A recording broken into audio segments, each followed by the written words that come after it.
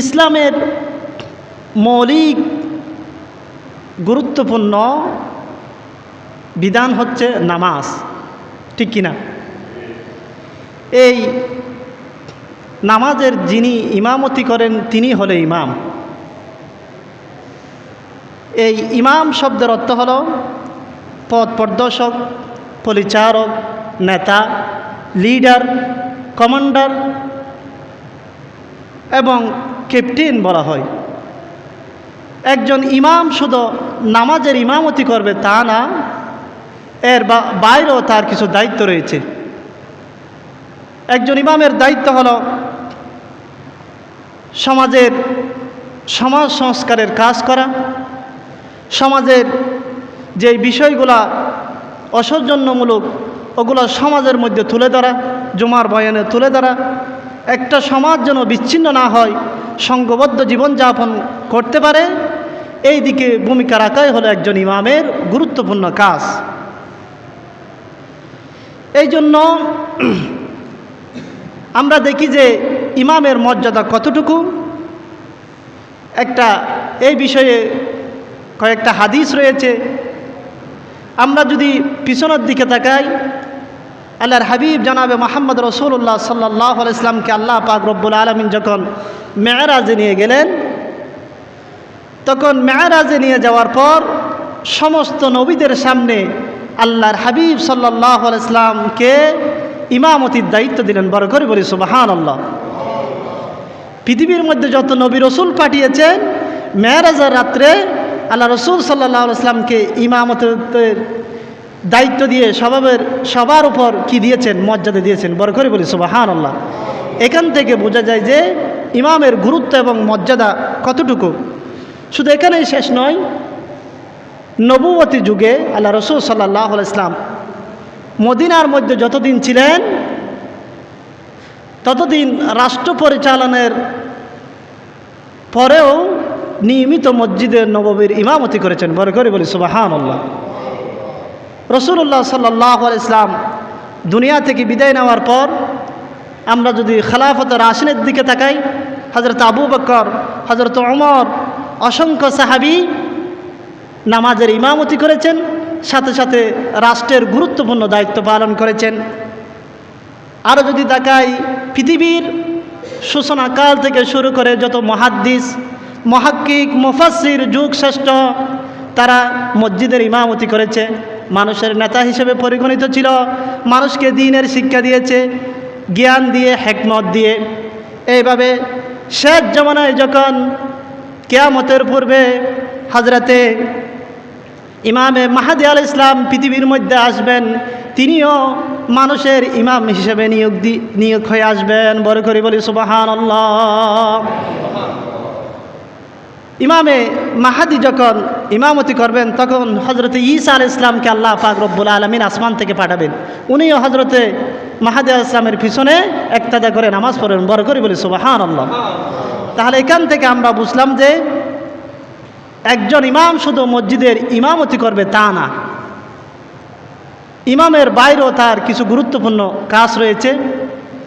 সেটি হচ্ছে সমাজের মধ্যে যে অসঙ্গতিগুলো রয়েছে ওগুলো চিহ্নিত করে জুমার বয়ানে বয়ান করা এবং সমাজ সংস্কারের জন্য কাজ করা। সমাজের মধ্যে মৌলিক যে বিষয়গুলো মানুষের জানা দরকার, কোরআন এবং হাদিসের সম্পর্কে তাদেরকে অবহিত করা একজন ইমামের এটাই হলো দায়িত্ব।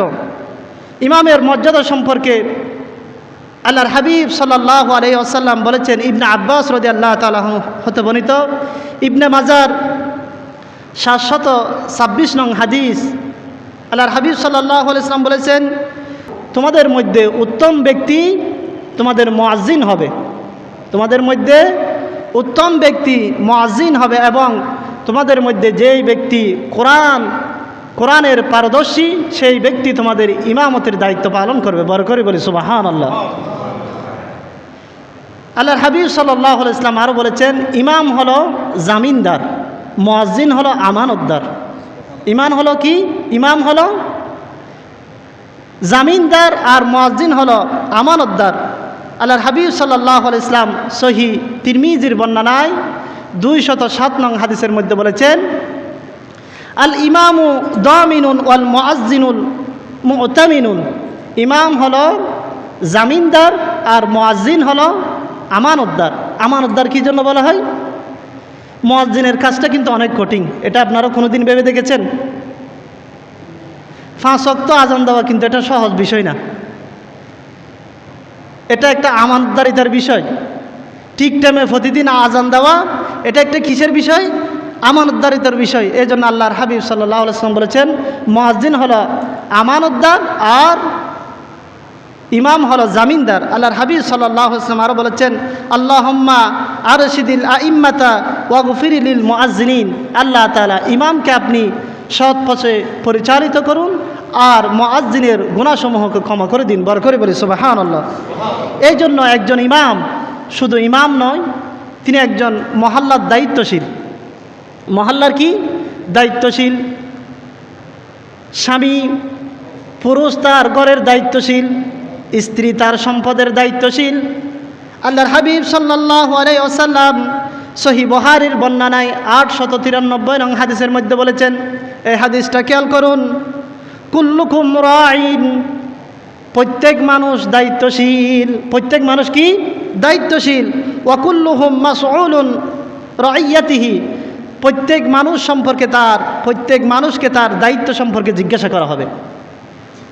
আল্লাহর হাবিব বলেছেন, আল ইমামু রাঈন ওয়া মাসউলুন আন রাইয়াতিহি। একজন ইমাম সমাজের দায়িত্বশীল, তার দায়িত্ব সম্পর্কে আল্লাহ পাক রব্বুল আলামিনকে জবাব দিতে হবে। সে ইমামতির দায়িত্ব করেছে, সে মানুষকে কতটুকু দ্বীনের পথে মানুষকে দাওয়াত দিয়েছে, তার দায়িত্ব কতটুকু পালন করেছে, সমাজে কতটুকু কোরআন হাদিস দিয়ে মানুষকে কথা বলেছে, তার হিসাব কিন্তু আল্লাহ তাআলাকে দিতে হবে। এটি হলো 1 নম্বর। 2 নম্বর হলো ওয়ারজুলুন রাঈন ফি আহলিহি। পুরুষ হচ্ছে অভিভাবক, ঘরের অভিভাবক। তার স্ত্রী, তার সন্তান, তার পরিবার সম্পর্কে তাকে আল্লাহ তাআলার কাছে জবাবদিহিতা করতে হবে। একজন পুরুষ যখন ঘরের অভিভাবক, এই পুরুষকে তার ঘরের যাবতীয় বিষয় সম্পর্কে আল্লাহ তাআলার কাছে তাকে কি করতে হবে? জবাবদিহিতা করতে হবে। 3 নম্বর হলো ওয়াল মারআতু ফি বাইতি জাওজিহা। একজন স্ত্রী তার স্বামীর সংসারের সম্পদের কি অভিভাবক। স্বামী যখন বাইরে যায়, তার সন্তান স্ত্রীর উপর আমানত থাকে, তার সম্পদগুলো স্ত্রীর উপর আমানত থাকে। স্বামীকে না জানিয়ে স্ত্রী দানও করতে পারবে না। কি করতে পারবে না? স্বামীর অনুমতি লাগবে। তাহলে বোঝা গেল যে স্ত্রী তার দায়িত্ব সম্পর্কে তাকেও জবাবদিহিতা করতে হবে। আল্লাহর হাবিব আরও বলেছেন, আর হলো হাদেম হলো তার মালিকের সম্পদের রক্ষণশীল। একজন কর্মচারী যখন কাজ করে, ওই কর্মচারীর কাজ ওই খাদেমের উপর বর্তাবে। ওই কাজগুলো সম্পর্কে তাকে আল্লাহ তাআলার কাছে জবাবদিহিতা করতে হবে। হাদিস শরীফের মধ্যে আরও এসেছে, ওয়ারজুলুন রাঈন মালিন আবিহি। সন্তান তার পিতার সম্পদের দায়িত্বশীল। একজন পিতা যখন মারা যায়, ওই সম্পদের মালিক হয় কে? সন্তান। অতএব ওই সন্তান তার সম্পদের দায়িত্বশীল। এই জন্য আল্লাহর হাবিব বলেছেন, ওয়াকুল্লুহুম রাঈন ওয়া মাসউলুন আন রাইয়াতিহি। প্রত্যেকে দায়িত্বশীল, তাদের দায়িত্ব সম্পর্কে ইমামকে তার দায়িত্ব সম্পর্কে জিজ্ঞাসা করা হবে। যেই ঘরের অভিভাবক, সেই ঘর কীভাবে চলতেছে তাকে তার অভিভাবক সম্পর্কে জিজ্ঞাসা করা হবে। স্ত্রী তার কতটুকু দায়িত্ব পালন করেছে, স্বামীর কতটুকু দায়িত্ব পালন করেছে, সন্তানদের কতটুকু দায়িত্ব পালন করেছে, তারও সেই সম্পর্কে কি করা হবে? জিজ্ঞাসা করা হবে। তার সম্মানিত হাজরিন, প্রত্যেককে তার দায়িত্ব সম্পর্কে আল্লাহ তাআলাকে জবাবদিহিতা করতে হবে।